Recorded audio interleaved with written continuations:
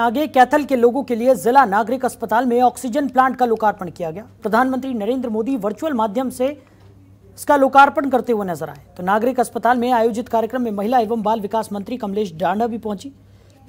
महिला एवं बाल विकास राज्य मंत्री कमलेश ढांडा ने शारदीय नवरात्रि पर्व और महाराजा अग्रसेन जयंती की शुभकामनाएं सभी को दी। उन्होंने कहा कि हमें कोरोना की तीसरी लहर को लेकर सतर्क रहने की जरूरत है।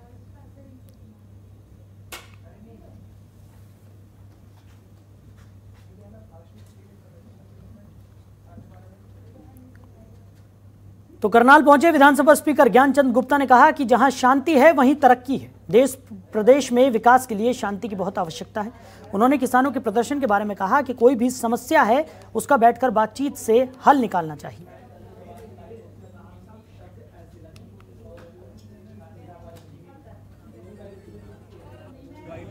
देखिए, आज पावन पवित्र नवरात्रों का पहला नवरात्रा है और महाराजा अग्रसेन जी की जयंती भी है। इस अवसर पर सबसे पहले तो मैं सभी अग्रबंधुओं को, हरियाणा वासियों को हार्दिक बधाई देता हूं, मुबारकबाद देता हूं।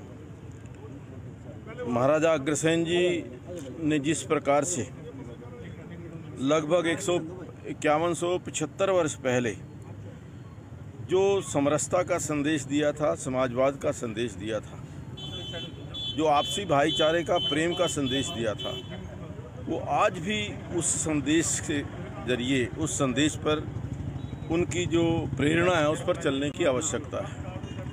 आज मैं समझता हूँ कि जिस समय लगभग 5000 वर्ष पहले 1 रुपया 1 ईंट देकर के व्यक्ति को अपने समकक्ष बनाने की, अपने बराबर बनाने की, समाज में उसको खड़ा करने की जो प्रवृत्ति उन्होंने एक शुरू की थी, आज भी अग्रबंधु जो हैं, चाहे वो कोई भी किसी भी समय समाज के ऊपर, देश के ऊपर विपत्ति आई हो, अग्रबंधु सबसे आगे बढ़ कर के समाज सेवा में आगे रहते हैं।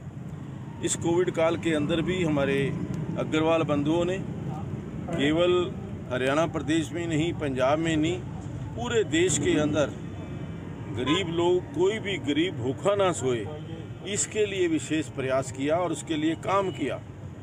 तो जब भी कोई विपत्ति देश पर आई है, अग्रवाल समाज ने आगे बढ़ कर के देश के जो हमारे जो नेता हैं या देश के जो हमारे बंधु हैं, चालक हैं, देश के हमारे जो सरकार के अंदर बैठे हुए हमारी मंत्री हैं या सरकार है, सरकार का पूरा सहयोग किया है।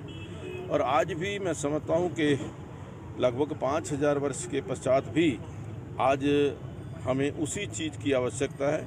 बिल्कुल, देखिए, कहीं भी कोई भी देश, कोई भी प्रदेश तरक्की करता है तो वहाँ जहाँ शांति होती है वहाँ उन्नति होती है। जहाँ अस्थिरता होती है वहाँ पर विकास नहीं हो पाता। देश के, प्रदेश के विकास के लिए शांति की बहुत आवश्यकता है और हमें कोई भी समस्या का समाधान मिलकर बैठ करके उसका समाधान निकालना चाहिए।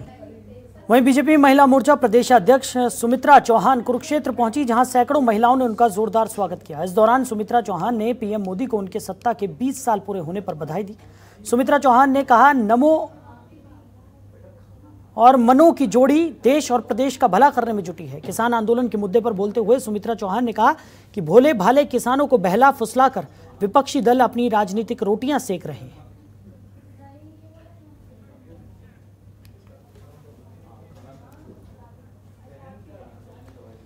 तो शारदीय नवरात्र के पहले दिन हरियाणा के एकमात्र प्राचीन शक्तिपीठ श्री देवी कूप भद्रकाली मंदिर में मंगला आरती के साथ नवरात्र उत्सव का आरंभ किया गया। तो मंगला आरती के बाद कलश पूजन कर मंदिर में स्थापित किया गया। उसके बाद ध्वजारोहण हुआ।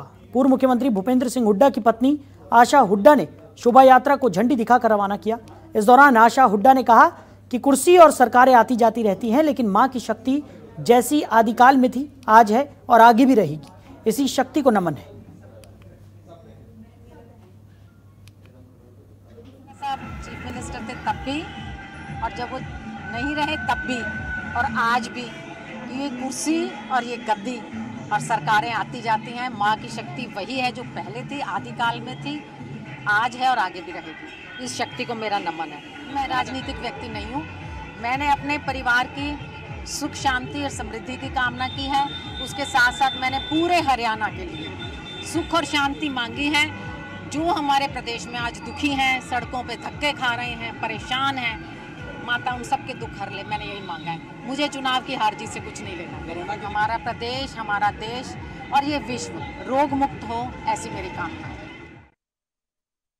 तो फसल अवशेष जलाने पर कृषि विभाग एक्शन में नजर आ रहा है। करनाल में कृषि विभाग ने फसल अवशेष जलाने पर 4 किसानों को नोटिस जारी किया है। विभाग ने जिले में 23 गांवों को चिन्हित किया है जहां पर फसल अवशेष जलाने की 5 घटनाएं हुई हैं, जिनमें अब विभाग ने 4 लोगों को नोटिस जारी कर दिया है।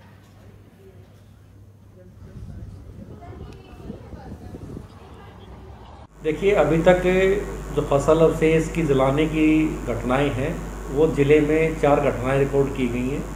उन चारों घटनाओं पर जा कर के किसानों को संबंधित नोटिस दिए गए हैं, जैसे हर साल की तहत होता है।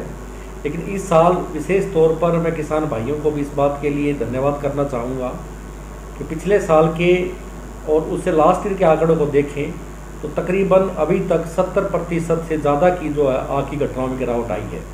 किसान भाई अब ये समझ चुके हैं कि आग लगाने से किस तरह से वो प्रदूषण, जलवायु प्रदूषण, ज़मीन को ख़राब होना और दूसरे जो इसके नुकसान हैं उसको समझ चुके हैं। और जो विभाग की इतने सालों से जो प्रयासरत थी उसके आज रिजल्ट आने शुरू हो गए हैं।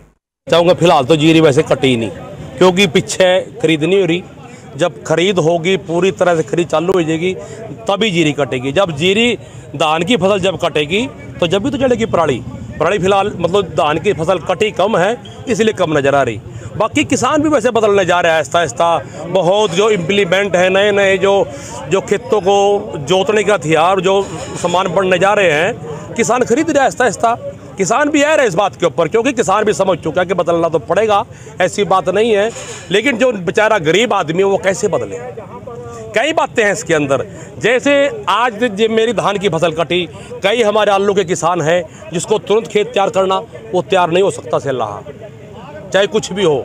इसमें तो सरकार को यही चाहिए, जो पीछे से इन्होंने एक बार अनाउंस किया था कि हम धान को, पराली को 500 रुपये क्विंटल खरीद देंगे। इन्होंने कही थी एक बार बात, खरीदते किसानों की इसकी फसल को, उसको पराली को। इसमें दोनों का फायदा है, किसान का फायदा है, सरकार का फायदा। उसके बिजली बनाए, जो मर्जी बनाए, उससे बनाए अपने। किसान का वैसे बहुत मोटा नुकसान है इस बार, फसल में भी नुकसान है और पराली तो बिल्कुल डैमेज है तकरीबन।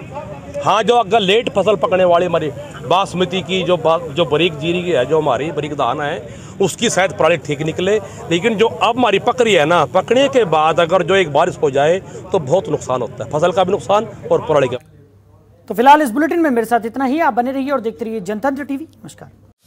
खबरों के निष्पक्ष विश्लेषण के लिए सब्सक्राइब करें Janatantra TV and press the bell icon. Never miss any update.